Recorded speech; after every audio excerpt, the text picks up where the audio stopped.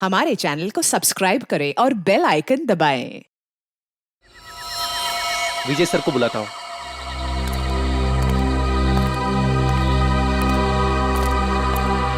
Hello hello sir. Hello विजय sir. हाँ बोलो दीपक। Sir इधर लफड़ा हुआ है। तुम्हें पक्का यकीन है? हाँ सर। कहाँ हो तुम? इधर पानी चिल्ली में। ठीक है, हम अभी पहुँचते हैं।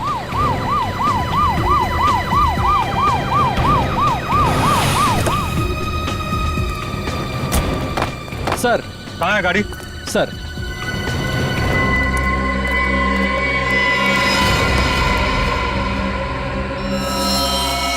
आदमी भी वही है और गाड़ी भी वही है। जाओ पकड़ो उसे। इंस्पेक्टर मुझे क्या हो रहा है यहाँ पे? आप प्लीज यहाँ से चले जाइए। नहीं, मैं नहीं जा सकता, मुझे उससे काम है।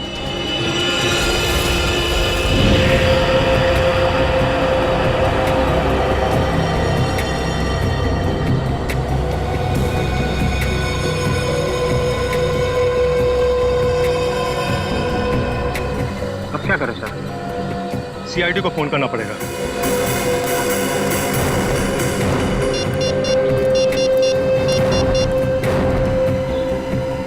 हेलो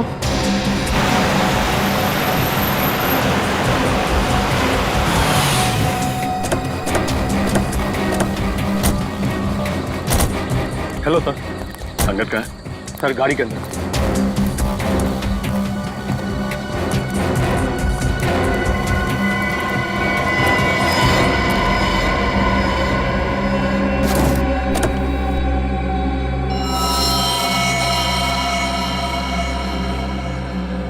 एक ही बार में गले की नस काट दी है। लगता है सर मरे हुए काफी समय हो गया। देखो गाड़ी में और क्या क्या मिलता है।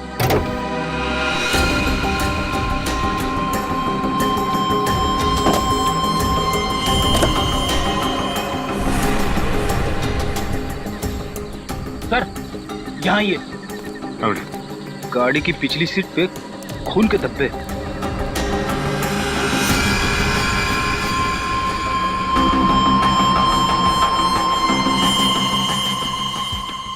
सर अंगद की लाश तो ड्राइवर सीट पर है, फिर गाड़ी के पीछे वाली सीट पर खून के धब्बे कैसे हैं?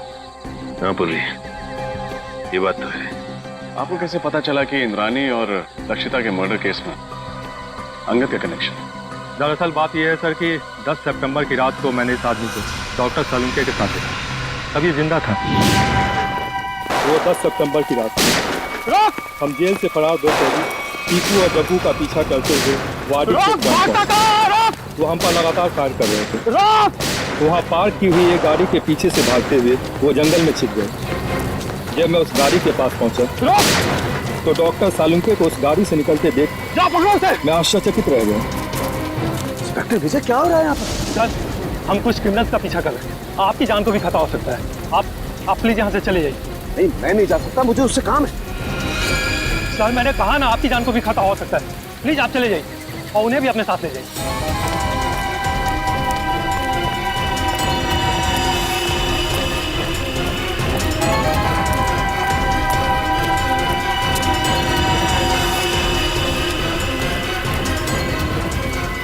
10 सितंबर को आपने डॉक्टर सालुंके को अंगद के साथ देखा था। 10 सितंबर को तो इंद्राणी और लक्षिता का खून हुआ था।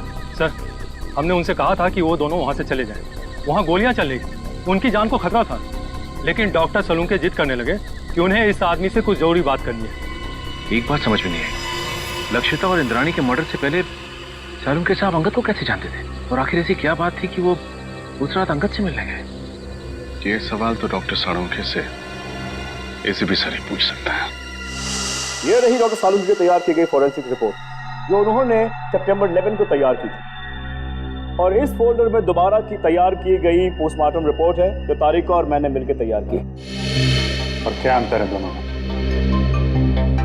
डॉक्टर सालुंके की रिपोर्ट के मुताबिक इंद्रानी और लक्षिता का खून रात 9 और 11 बजे के बीच हुआ, जबकि सच तो यह है कि दोनों की मौत रात 8 बजे के पहले हो चुकी थी। क्या? 10 सितंबर की रात को मैंने इस आदमी को डॉक्टर सलूंके के साथ देखा था।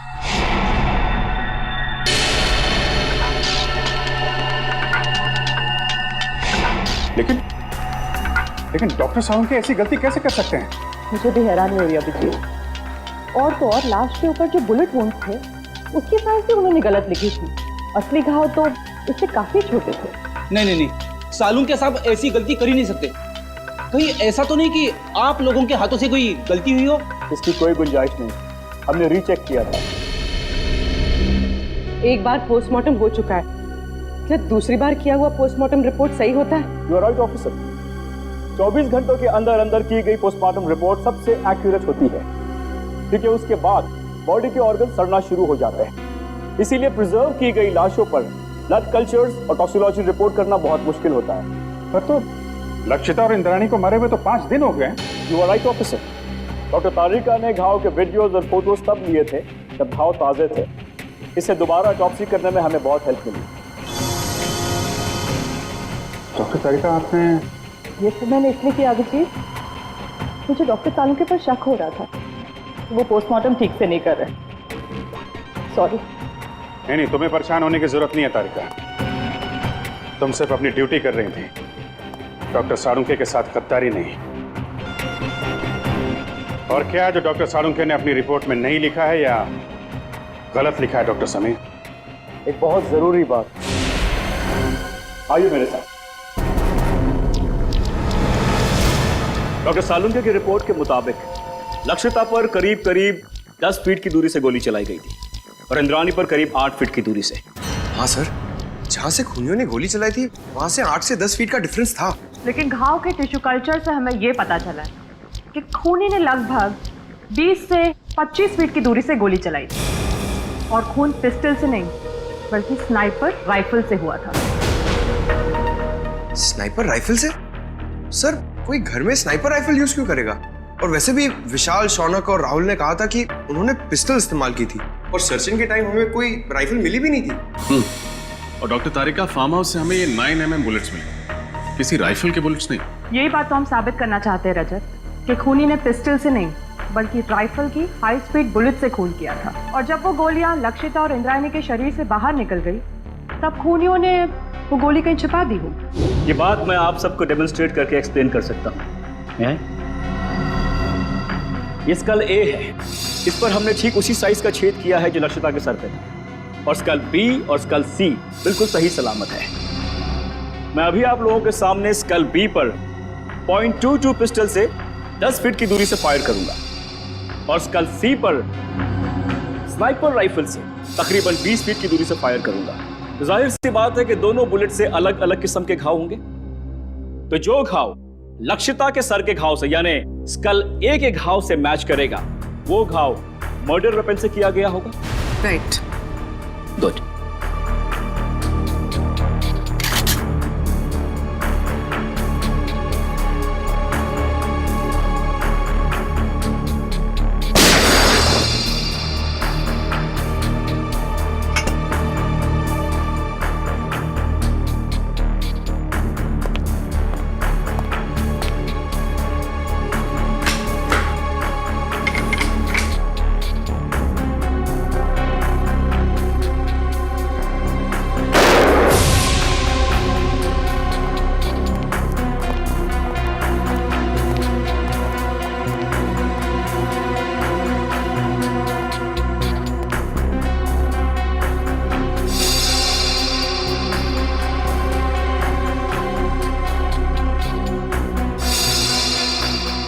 उनका कहना बिल्कुल सही है सर, दोनों का खून राइफल से ही किया गया। हाई स्पीड बुलेट से जो घाव स्कल पर हुआ है वही घाव लक्षिता के सर पर भी था।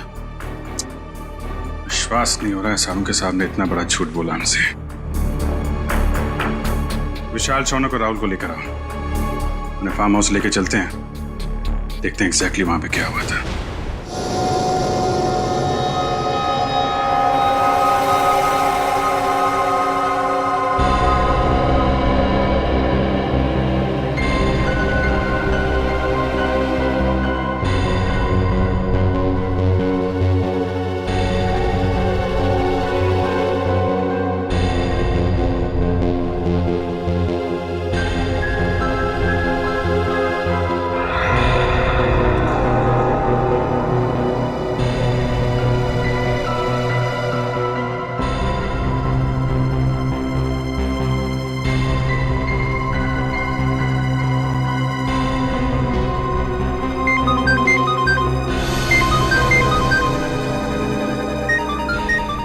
ये मेरा फोन है, मुझे लेने दो।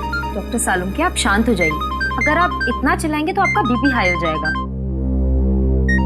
Private number? हेलो जी, 1 मिनट, आपके लिए फोन। Thank you. हेलो, कहाँ हो तुम? मैं दोपहर से तुम्हारा इंतजार कर रहा हूँ, फोन क्यों नहीं किया? देखो, हाँ मुझे याद है सब कुछ, दोहराने की जरूरत नहीं है। आ रहा हूं मैं वहां पर। क्या तुम्हारा दिमाग खराब हो गया? देखो, जो कुछ करना है मेरे साथ करना, उसे कुछ भी नहीं होना चाहिए। हाँ ठीक है, आ रहा हूं मैं।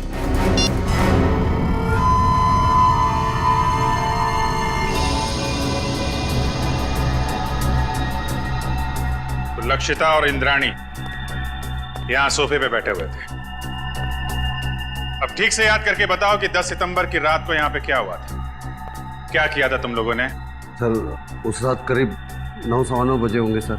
हम लोग पिस्तौल लेके जैसे ही फार्म हाउस के बाहर पहुंचे, यहाँ कोई वॉचमैन नहीं था। सर, हमने तय किया था कि हम पहले दोनों को शांति से समझाएंगे, अगर वो नहीं मानेंगी तो फिर उन पर गोली चलाएंगे। तो फिर तुमने उन्हें समझाने की कोशिश की? नहीं सर, जैसे ही हम लोग यहाँ पर पहुंचे, यहाँ पे बहुत अंधेरा था, सिर्फ टीवी की आवाज़ सुनाई दे रही थी। इससे पहले कि हम लोग कुछ करते, उन लोगों ने हम पे गोलियां चलानी शुरू कर दी। और उसके बाद तुम लोगों ने भी गोलियां चलानी शुरू कर दी? हाँ सर, क्या करते, उन्होंने शौनक को एक गोली मार दी थी। बस मेरी जान जाते जाते बची है सर, ये देखिए।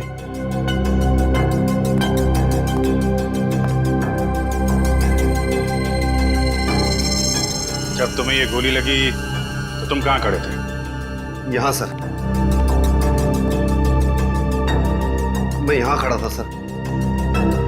जैसे ही मुझे गोली लगी, मैं वहां पर उस दीवार पर जाके टकराया और मेरा सर वहां पर लग गया।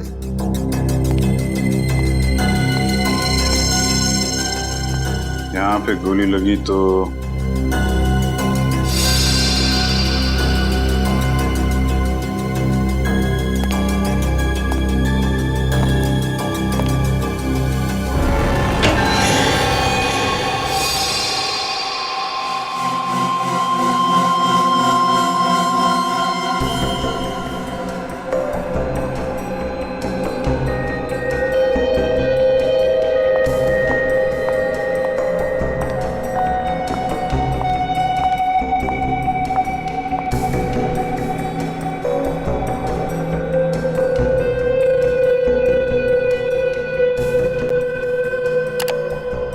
तारीका, गाड़ी की बैक सीट पर जो खून के धब्बे मिले हैं उनकी जांच हो गई है। 2 अलग अलग लोगों का खून है और दोनों में औरत का डीएनए मिला है। Have a look. दोनों औरतों की उम्र 45 से ज्यादा नहीं होगी। डॉक्टर समीर, क्या आपको पूरा यकीन है कि इसमें और कोई तीसरे आदमी का डीएनए सैंपल नहीं है? दूसरी बार डीएनए जांच में कोई गलती नहीं होनी चाहिए। I am very sure doctor, मेरा टेस्ट गलत नहीं हो सकता है। ओके। अच्छा, आपने अभी कहा कि दोनों औरतों की उम्र लगभग 45 साल है, राइट? या 45। तो कहीं ये डीएनए इंद्राणी और लक्षिता का तो नहीं? उन दोनों की उम्र भी लगभग 45 साल ही थी। हो सकता है, क्वाइट पॉसिबल। लेकिन ये कंफर्म करने के लिए उन दोनों औरतों के डीएनए से इस खून के डीएनए को मैच करना होगा। इन तीनों की बातों से और डॉक्टर समीर और तारिका की फॉरेंसिक रिपोर्ट से साफ साफ पता चलता है, यहाँ पे सारा चक्रव्यूह जानबूझ के रचा गया है। Yes sir. अगर ये तीनों दरवाजे से ही गोली चला के भाग गए, तो फिर शौनक का खून लक्षिता के शरीर के पास कैसे मिला? और सर, अगर दोनों यहाँ बैठी थी तो हमें इंद्राणी की लाश यहाँ नीचे कैसे मिली? हो सकता है गोली लगने के बाद वो वहां से उठ के भागी और यहाँ पे गिर पड़ी। और इस दीवार पे गोलियां कहां से चलाई गई? और तो और इन तीनों लोगों की उंगलियों के निशान इस घर में कहां से आए? अंगद, ये सारी कारीगरी उस अंगद की है। उसी ने इन तीनों की उंगलियों के निशान और ब्लड सैंपल यहाँ पे प्लांट किए हैं। और सर, अगर इंद्राणी और लक्षिता ने गोलियां चलाई होती तो हमें गन्स भी मिलती। गन्स तो हमें मिली नहीं है। करेक्ट। और सबसे बड़ी बात यह है कि गोली अगर दरवाजे की तरफ से चलती तो घाव सर के पीछे की तरफ होता है, सामने या साइड में नहीं। अब तो साफ हो गया है, डॉक्टर सालुंके ने जानबूझ के गलत रिपोर्ट बनाई है ताकि हम इन तीनों पे शक करें। मगर सर डॉक्टर सालुंखे ऐसा करेंगे क्यों? अब ये बात तो डॉक्टर सालुंखे ही बता सकते हैं, और डॉक्टर साहब गायब हैं। समझ में नहीं आता ये सालुंखे अजीब हरकतें क्यों कर रहा है। सर, अंगद के गाड़ी के बैक सीट पे जो खून मिला था उसके डीएनए टेस्ट से साबित होता है कि वो खून लक्षिता और इंद्राणी का था, और डॉक्टर सालुंखे उस दिन अंगद के साथ ही थे। सालुंखे से बहुत सारे सवाल पूछने हैं, बहुत सारे सवाल हैं। फोन लगा रहा हूँ लेकिन फोन लग नहीं रहा है उसका। सर डॉक्टर सालुंखे तो अपना फोन 24 घंटे ऑन रखते हैं और उनकी आदत है कि वो तुरंत फोन रिसीव करते हैं।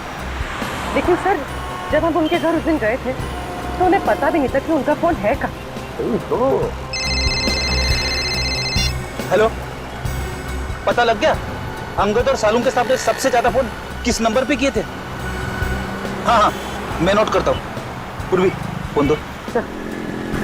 हाँ बोलिए। Okay, thank you sir. Salunkhe साहब ने 10 सितंबर को अंगद के साथ 15 बार फोन पे बात की थी, और हर बार उनकी फोन का लोकेशन वाड़ी और पनवेल के बीच था। अंगद को 15 बार फोन किया है और वाड़ी और पनवेल के बीच में?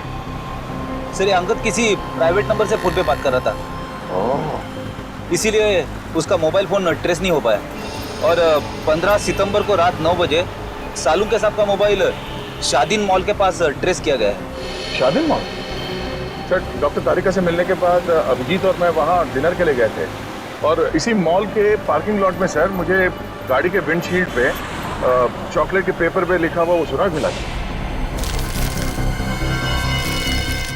और उसी सुराग के जरिए हम लोग होटल रेड सेंट्रल के कमरा नंबर 111 तक पहुंचे। सर इसका मतलब डॉक्टर सालुंखे ने आपकी गाड़ी पर वो सुराग हमारे लिए छोड़ा था। सर मतलब डॉक्टर सालुंखे हमारी मदद करना चाहते हैं। पहले ये सालुंखे काम बिगाड़ता है और फिर सुधारने के लिए हमारी मदद भी कर रहा है। वाह, सालुंखे को तो सच्चाई बतानी ही पड़ेगी, सच्चाई बतानी पड़ेगी सालुंखे को।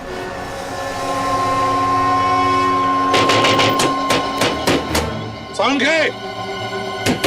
सालुंखे! डॉक्टर साहब! सालुंखे साहब! सर, दरवाजा तोड़ दूं? तोड़ दो। डॉक्टर साहब! सालुंखे! सालुंखे! देखो उसे, देखो।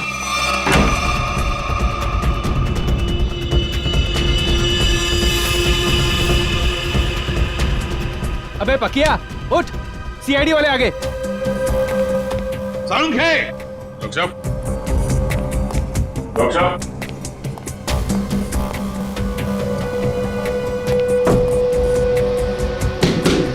सालुंखे साहब!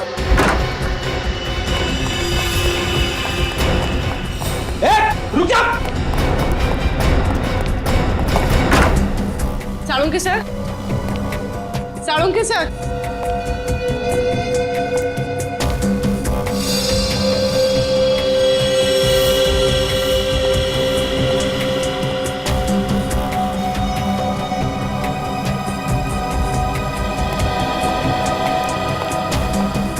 सालुंखे गायब है ना?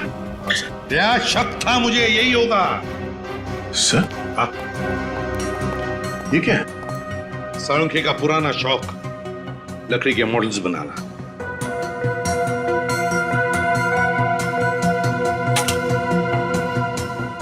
डॉक्टर साहब का मोबाइल सर। है? मोबाइल छोड़कर गया वो? ऑफ है।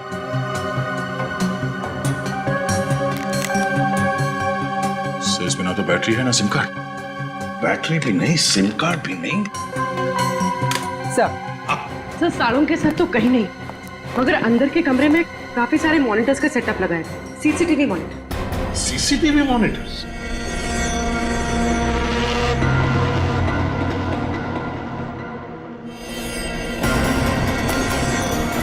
रुक जाओ, वरना गोली मार दूंगा।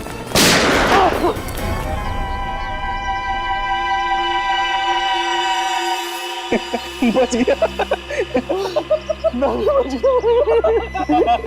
बच गया, लेकिन अब नहीं बचोगे बच्चू।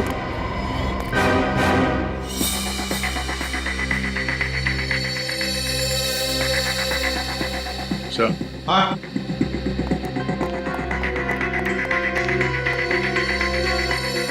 ये देखिए सर, खुफिया कैमरा। लगता है कोई डॉक्टर सालुंके के ऊपर नजर रखे हुए था। सर, और ये मोनिका भी कहीं दिखाई नहीं दे रही। सर, मुझे लगता है सालुंके सर को ये कहीं लेकर गई होगी सर। कहाँ? ये दोनों बताएंगे सर। हमें कुछ नहीं मालूम साहब। क्या जानते हो तुम? साहब कुछ नहीं जानते सर। कुछ नहीं जानते? कुछ नहीं जानते? साहब, हम तो सिर्फ घर की देखभाल करते हैं साहब। डॉक्टर सालुंके और मैडम मोनिका के जाने के बाद घर में कोई ना देख पाए सर। डॉक्टर सालुंके कहाँ है? हमें कुछ नहीं मालूम सर। तो छोटे मोटे टपोरी है सर। हमें कहा गया था इस घर पे नजर रख के, और जब भी कोई इधर ताक झाक करे तो हमें खबर कर दे। तुमने अभी तक ये नहीं बताया कि डॉक्टर सालुंके और मोनिका कहाँ है? बताओ। कैसे बताए सर? हमें खुद को नहीं पता। हमें तो इतना पता है कि जब तक राहुल, शौनम और विशाल को अदालत सजा नहीं दे देती, तब तक डॉक्टर सालुंके को अपने कब्जे में रखने का है। सर, हमने आपको सब कुछ बता दिया है सर। अपना जुर्म भी कबूल कर लिया है सर। और सर ये भी बता दिया है कि हमने लक्षिता और इंद्राणी का खून कैसे किया, फिर हमें यहाँ क्यों बिठा के रखा है। ये बताने के लिए कि इंद्राणी और लक्षिता का खून तुम लोगों ने नहीं किया। क्या? पर सर, हमने तो सर अपने हाथों से लक्षिता और इंद्राणी पे गोली चलाई थी सर। हाँ, लेकिन वो दोनों पहले से ही मर चुकी थी। क्या? वो दोनों मर चुके थे? हाँ, मैं समझाता हूं। तुम तीनों ने गोलियां जरूर चलाई थी इंद्राणी और लक्षिता पर उनकी मौत जिन गोलियों से हुई, वो गोलियां तुम लोगों ने भी चलाई। तो फिर वो गोलियां किसने चलाई? उस खूनी ने चलाई थी गोलियां जो तुम्हें इन दोनों के खून में फंसाना चाहता था। सर, अगर हमने खून नहीं किया तो फिर हम जा सकते हैं सर? नहीं, तुम लोगों ने खून नहीं किया, पर खून करने की कोशिश जरूर की है, और इसकी सजा तुम्हें जरूर मिलेगी। देखो, अगर तुम तीनों लंबी सजा से बचना चाहते हो तो तुम तीनों को हमारी मदद करनी होगी, ताकि असली गुनहगार पकड़ा जा सके। करेंगे सर, आप जो कहेंगे करेंगे। हम लोग तीनों आपकी पूरी मदद करेंगे सर। और एक बात बताओ, क्या तुम लोगों का ऐसा कोई दुश्मन है जिसे फायदा होगा तुम तीनों को फांसी पे चढ़ाकर? सर दुश्मन तो वैसे कई है। हम लोग जिस धंधे में काम करते हैं वहां पर सर दोस्त कम दुश्मन ज्यादा होते हैं। किस किस का नाम ले सर? सर, इन तीनों को फंसाने के लिए खूनी को पहले से मालूम होना चाहिए था कि उस रात ये लोग लक्षिता और इंद्राणी का खून करने जाने वाले हैं। ये बात तो है दया, कोई तो जरूर जानता होगा। एक बात बताओ, कौन जानता था तुम्हारे इस प्लान के बारे में कि तुम उस फार्म हाउस पर जाने वाले हो? नहीं सर, ये बात तो हमने राजी रखी थी। वैसे ये प्लान तुम लोगों ने बनाया कहां पर? हा? सर, होटल रेड सेंट्रल में। अंगद के कमरे में?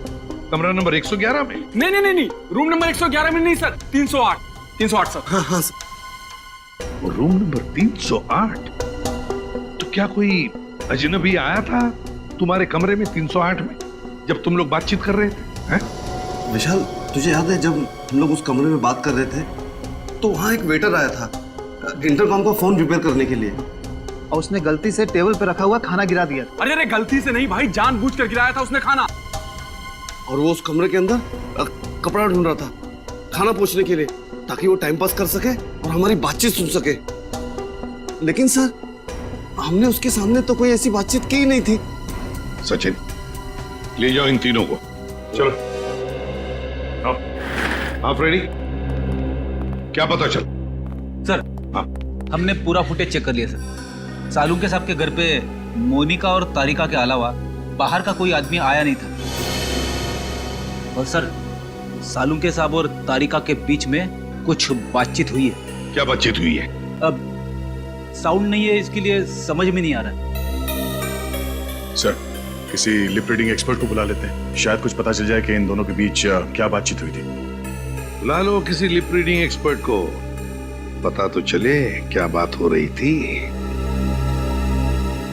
होटल रेड सेंट्रल, कमरा नंबर 308, वेटर।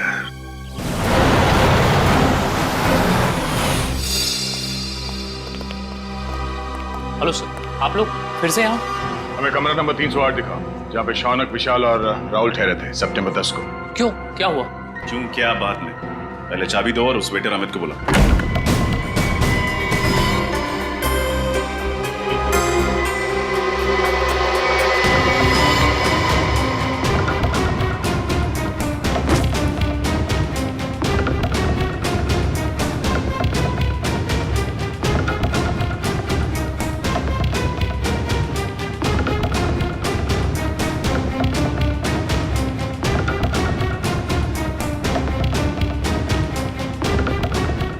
कैमरा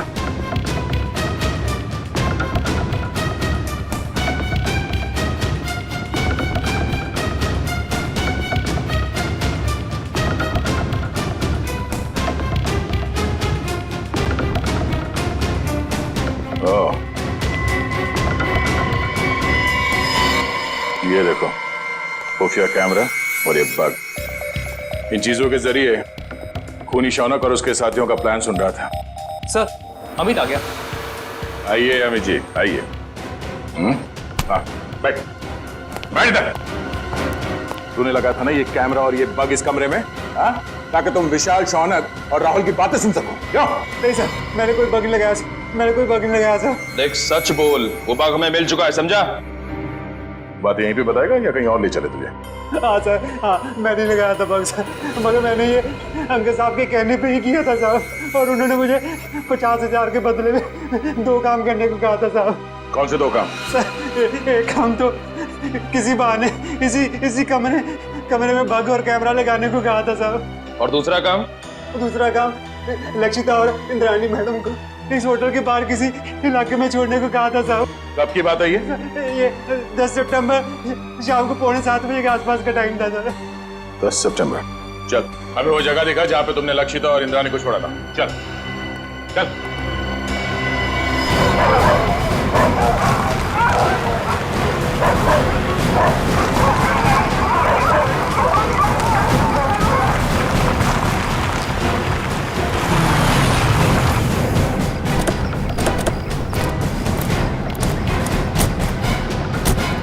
सर, यहाँ पे छोड़ा था मैंने, और सर वो दोनों वहाँ पे खड़े थे, वहाँ पे।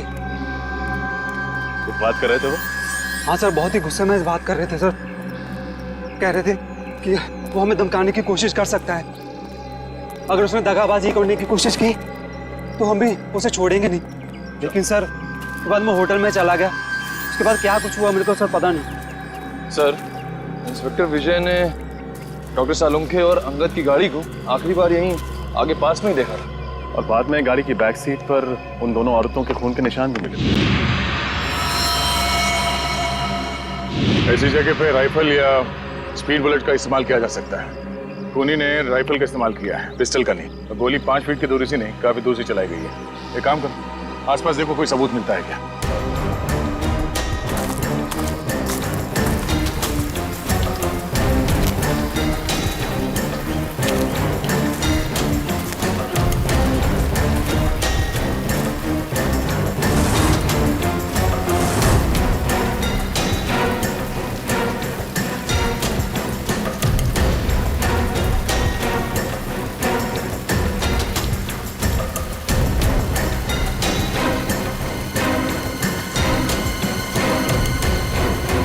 तो गोली और इस पे खून भी लगा हुआ है।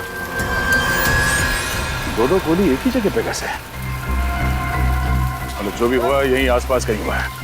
सर, निकल। सर, इस झाड़ी में ये सैंडल मिला है सर, इस पे खून लगा हुआ है, लेकिन सर खून सूखा हुआ है सर। खून लगा? हाँ सर।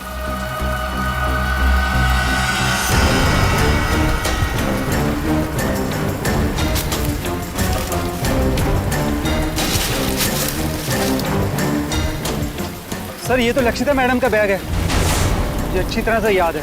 उस दिन होटल में वो यही बैग लेकर आई थी।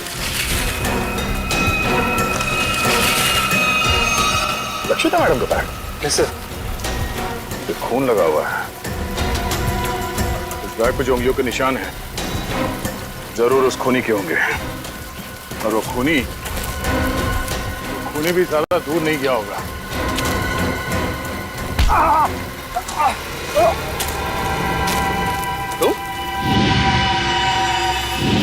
बदलू? लक्षिता के फार्म हाउस के रखवाले हैं? तुम यहाँ क्या कर रहे हो?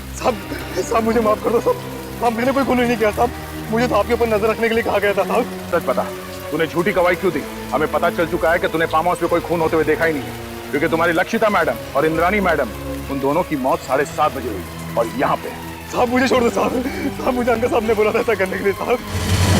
अंगद मर चुका है। मुझे कोई दूसरा आदमी फोन करके काम करने के लिए कहता था साहब। कौन है वो? मुझे नहीं पता साहब, कौन है वो कभी सामने नहीं आया साहब, वो हमेशा मुझे फोन पे बोलता था सर। मगर अब उसे सामने आना ही होगा। चल चल। मिस्टर मयंक, इस सीसीटीवी फुटेज को गौर से देखिए और हमें बताइए कि ये लोग क्या बोल रहे हैं। इसमें कोई साउंड सुनाई नहीं दे रहा है। यही तो मेरा काम है ऑफिसर। मैं उनकी होठों की मूवमेंट से पता लगाऊंगा कि वो क्या बोल रहे थे।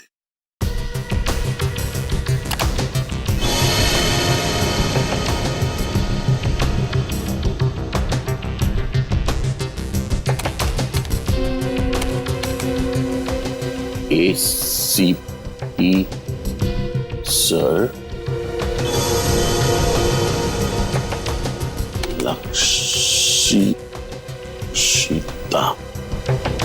लक्षिता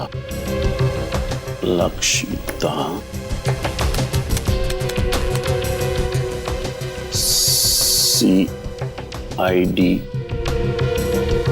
टीम।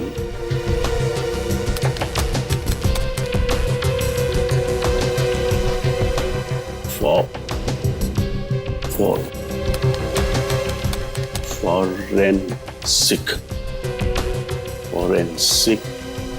अभिजीत, उस प्लॉट पर से जो पर्स मिला, उस पर जो उंगलियों के निशान है वो खूनी के ही हैं। सर, ये खूनी बहुत चालाक है। काम होने के बाद अपने आदमियों को भी मार डालता है। अंगद के अलावा किसी और को कुछ मालूम नहीं था उसके बारे में, इसलिए लक्षिता और इंद्राणी को मारने के बाद उसने अंगद का भी खून कर दिया। और इसीलिए अभिजीत, मुझे साळुंखे की चिंता हो रही है, उसकी भी जान को खतरा हो सकता है। समझ में नहीं आता गया कहाँ। हाँ मैं, कुछ मिला क्या? सर कोशिश कर रहा हूं सर। सर, ये मोनिका मुझे नर्स नहीं, एक क्रिमिनल लगती है।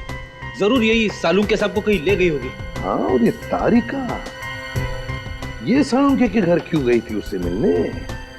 और ये बात उसने हमें बताई भी नहीं।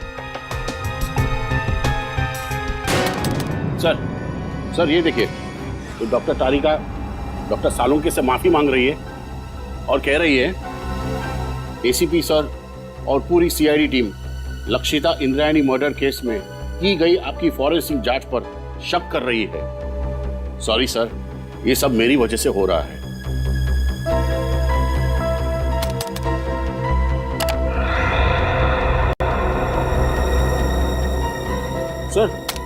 सर ये भी देखिए, डॉक्टर साळुंखे किसी के साथ फोन पर गुस्से में बात कर रहे हैं और कह रहे हैं जो करना है मेरे साथ करो, उस लड़की को कुछ नहीं होना चाहिए, मैं आ रहा हूं। उस लड़की को जाने दो। है कौन ये लड़की अभिजीत, जिसे साळुंखे बचाने की कोशिश कर रहा और फिर खुद गायब हो गया? कहां गायब हो गया ये साळुंखे? ये सारा चक्कर क्या है?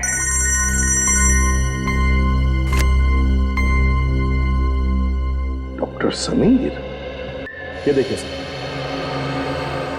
ये तो हाई स्पीड बुलेट है। यस सर, और ये .22 कैलिबर की राइफल से फायर की गई थी। लक्षिता और इंद्राणी के शरीर पर जो घाव थे वो इन्हीं बुलेट से हुए थे सर। ओह,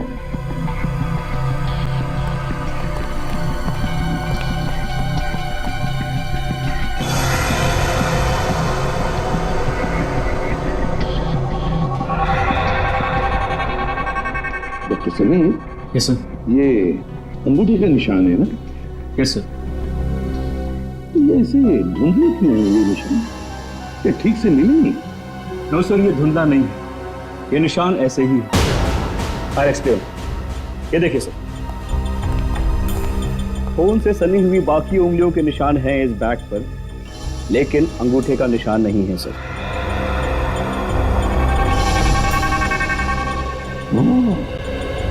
लगता है अभिजीत, ये अंगूठा डैमेज है, जिसकी वजह से रेखाएं मिट गई हैं। हाँ सर,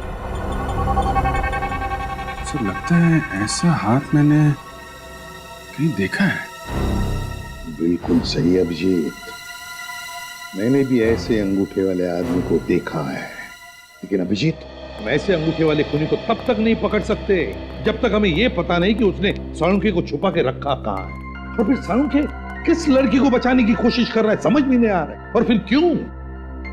तो अब क्या करें सर? कुछ तो जरूर करेंगे, कुछ तो जरूर करेंगे। साळुंखे को तो ढूंढना ही है। जरा सोचो, साळुंखे ने फोरेंसिक का रिपोर्ट गलत बनाया था ताकि हम उस पर शक करें, और फिर उन्होंने दया के लिए होटल रेड सेंट्रल का सुराग छोड़ा, उसकी गाड़ी के वाइपर पे। उन्हें पता था कि हम उनके घर पे पूछताछ करने जरूर जाएंगे और हमें पता चल जाएगा कि उनके घर पे सीसीटीवी कैमरे लगाए गए हैं। सर डॉक्टर साळुंखे ने हर कदम पे बहुत होशियारी से हमारे लिए सुराग छोड़े हैं, तो अपने घर पे कोई ना कोई सुराग छोड़े बगैर तो जा नहीं सकते सर। लेकिन सर हमें उनके घर पर ऐसा कुछ भी नहीं मिला था। है सुराग है। कौन सा सुराग सर? घर रेडी, घर, एक लकड़ी का छोटा सा घर। सीसीटीवी फुटेज में हमने देखा है कि साळुंखे घर से बाहर जाने से पहले एक छोटा सा घर बना रहा था। वो घर तो डॉक्टर तारिका के घर जैसा है सर। हाँ, तारिका कहाँ है? डॉक्टर समीर, तारिका कहाँ है? सर अंदर की कार सीट पे जो खून के धब्बों के निशान मिले थे, उनकी जांच करने के बाद वो कहीं चली गई है। उसका फोन भी नहीं लग रहा है। ओह नो, मतलब डॉक्टर साळुंखे फोन पे जिस लड़की को बचाने की बात कर रहे थे वो डॉक्टर तारिका है। हाँ अभिजीत, साळुंखे तारिका के घर ही गया है। इसका मतलब है साळुंखे और तारिका की जान खतरे में है।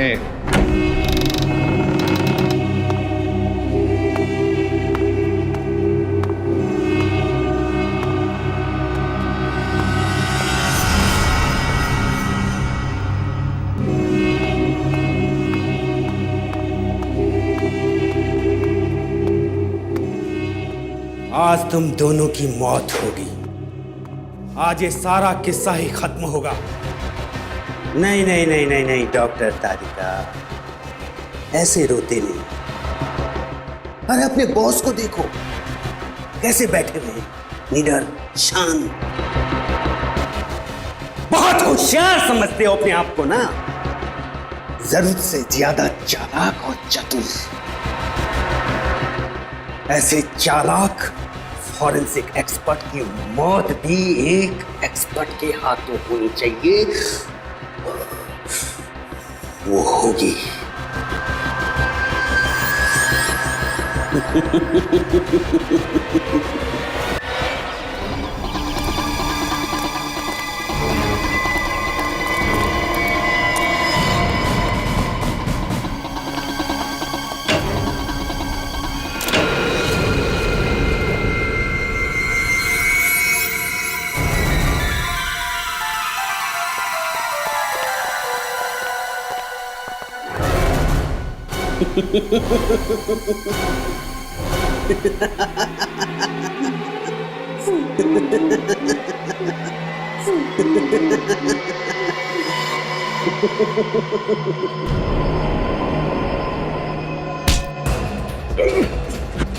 इंजेक्शन मुझे दे दो तुषार, और किसी नहीं।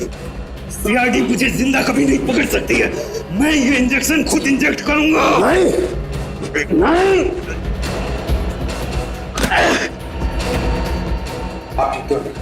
तुम ठीक हो डॉक्टर तारिका? बहुत होशियारी दिखा ली तुमने तुषार। बता मेरी साथी मोनिका कहाँ? मैंने उसे भी जहर का इंजेक्शन दिया है। अपने साथी तक को नहीं छोड़ा। पंकज जल्दी से मोनिका के पास जा और उसे हॉस्पिटल पहुंचा। अब तेरा खेल खत्म तुषार। तूने डॉक्टर साळुंखे को बेईमानी करने पर मजबूर किया, लेकिन उन्होंने बेईमानी में भी ईमानदारी दिखाई और हमारे लिए सुराग छोड़ते गए। आपने मुझे धोखा दिया डॉक्टर साहब। अगर मुझे फांसी नहीं हुई तो जेल से निकलने के बाद मैं सीधे आपका खून करूंगा। अगर दोबारा डॉक्टर साळुंखे के साथ ऐसे बात की तो तू बोलने लायक भी नहीं रहेगा।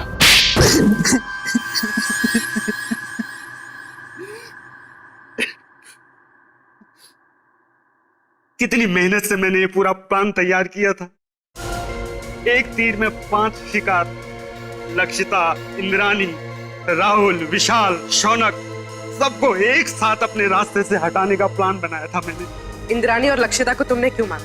क्योंकि मैं इनकी पूरी जमीन हड़पना चाहता था, इसलिए मेरे लिए इनका मरना बहुत जरूरी था।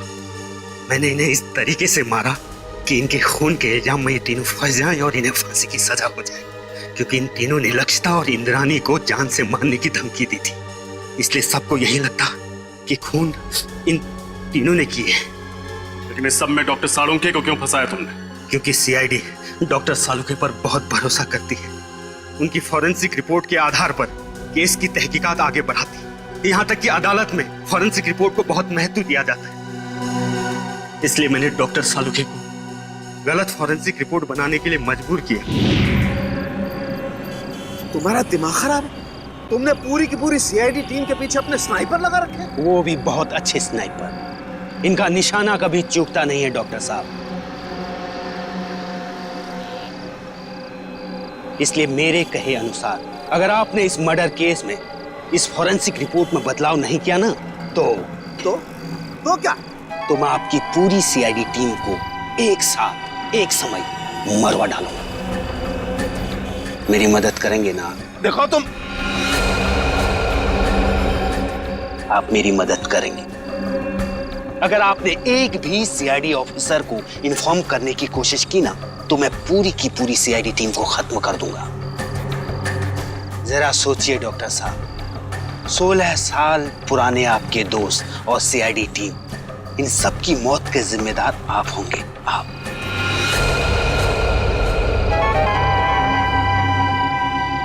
ठीक है, मैं तुम्हारी मदद करूंगा। बहुत अच्छी। और हाँ, कोई होशियारी नहीं।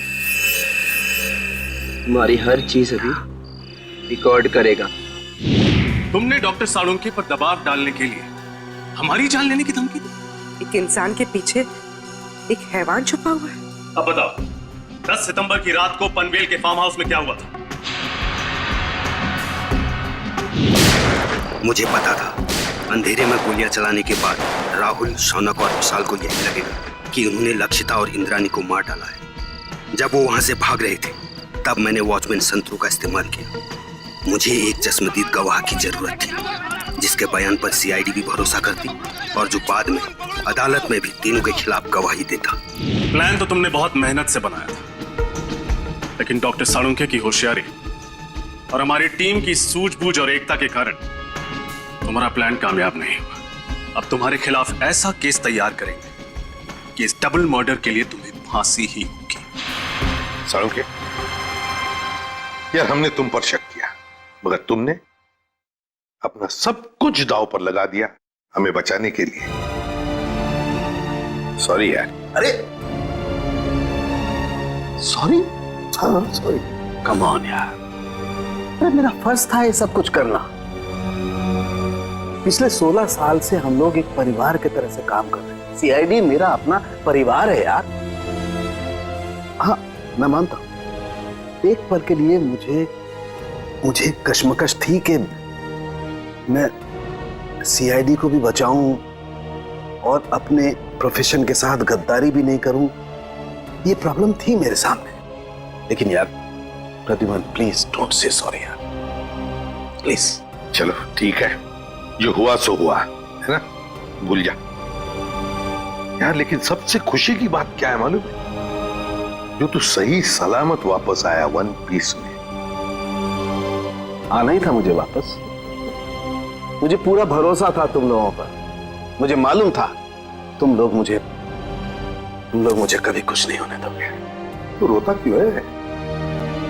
रो नहीं रहा हूं मैं यार, रो नहीं रहा हूं मैं यार। तुम नहीं सुधरोगे यार।